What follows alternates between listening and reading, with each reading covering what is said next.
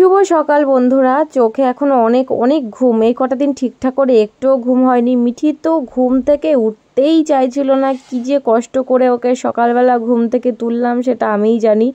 ওকে ঘুম থেকে তুলে রেডি করা মানে অনেকটা কষ্টের। যে দেখবে সামনে থেকে সেই বুঝতে পারবে, না দেখলে বুঝতে পারবে না, ভাবে শুধু ও শান্ত, কিন্তু শান্তর মধ্যেও একটু না অনেকটাই দুরন্ত আছে। তো দেখো, যাই হোক অনেক কষ্ট করে ওকে ঘুম থেকে তুললাম, তুলে নিয়ে রেডি হয়ে বসে আছি। বাইরে বৃষ্টি হচ্ছে বলে দেখি বৃষ্টি কতক্ষণে থামে।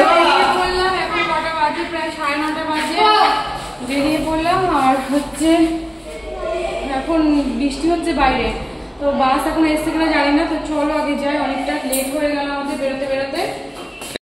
9:20 কি 25 বাজে, ঠিকঠাক বলতে পারছি না, কি 9:30 বাজে, এখনো টাইম ঠিকঠাক দেখিনি তো বলতে পারছি না। যাই হোক এখন আমরা নিচে যাচ্ছি। চলো বন্ধুরা, ঘড়িতে বাজে 9:20, টাইম হয়ে গেছে আমাদের বাস। 9:20 মধ্যে আমাদের বাসটা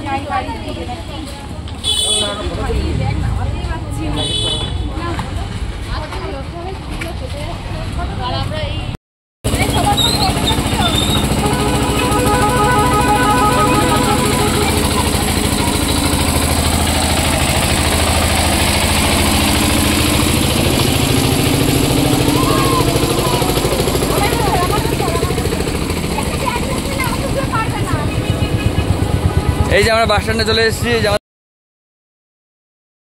বাস চলে এসেছে।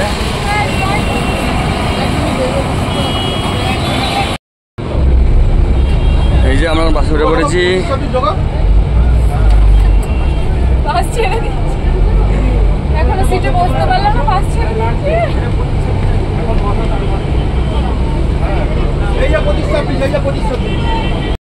ছেড়ে দেবো।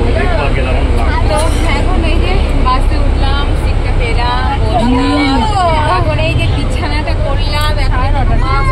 তো এখন যাবো নিউ দীঘা থেকে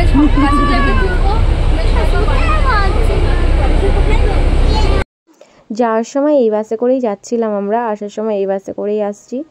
তো এখন দেখো আমার অবস্থা তো ভীষণই খারাপ, কেননা যাওয়ার সময় তো মোটামুটি কষ্টে চলে গেছিলাম, যেহেতু রাত্রেবেলা গেছিলাম তখন চোখে ঘুম ছিল, ঘুমিয়ে পড়েছিলাম, অতটা কষ্ট হয়নি। কিন্তু এখন বমি করতে করতে আমার যেতে হচ্ছিল। অফিস তো হবে, সেটা আমরা আগামী পর্বে দেখতে পাবো।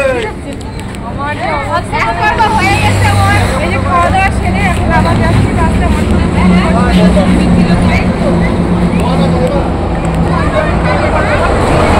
এত শরীর খারাপ লাগছিল আসার সময়, আমি তো খেতেই চাইছিলাম না। তো দীঘায় গিয়েও ঠিকঠাক করে খাইনি তেমন একটা, বাইরের খাবার বলেইছিলাম। তো এই হোটেলটা খুব পরিষ্কার ছিল, ওই জন্য আমার মনে হলো একটু খাই, কিন্তু ভয়ও লাগছিল যে যদি আবার বমি হয়। তো অনেক কষ্ট করে আমি বাসে করে আসলাম, আসার সময় কি বলবো বন্ধুরা, খুব কষ্ট হয়েছে। তো ওই জন্য ভিডিওটা বেশি দূর এগোতে পারলাম না। আর এই দেখো পিয়ুষ্মিতারা নামার আগে এই অবধি আমি ভিডিওটা করেছিলাম, তারপরে এতটাই শরীর খারাপ লাগছিল আর কিচ্ছু ভালো লাগছিল না। তো নামার পরে টোটোতে উঠে আবার একটু ভিডিও করলাম। এখন বাজে 4:30, আমরা বাস থেকে নামলাম আর ভালো লাগছে না, বাপরে বাপ। সেই সকাল 9টায় উঠেছি আর এই যে নামলাম, এখন যাচ্ছি বাড়ির দিকে। মিঠি, ঘুরে কেমন লাগলো তোমার বলো?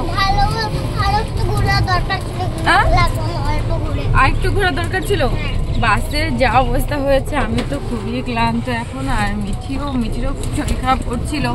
তারপরে ও গল্পের চুপে শরীর খারাপটা মোটামুটি ঠিক হয়ে গেছে, কিন্তু আমার শরীর খারাপ ঠিক হয়।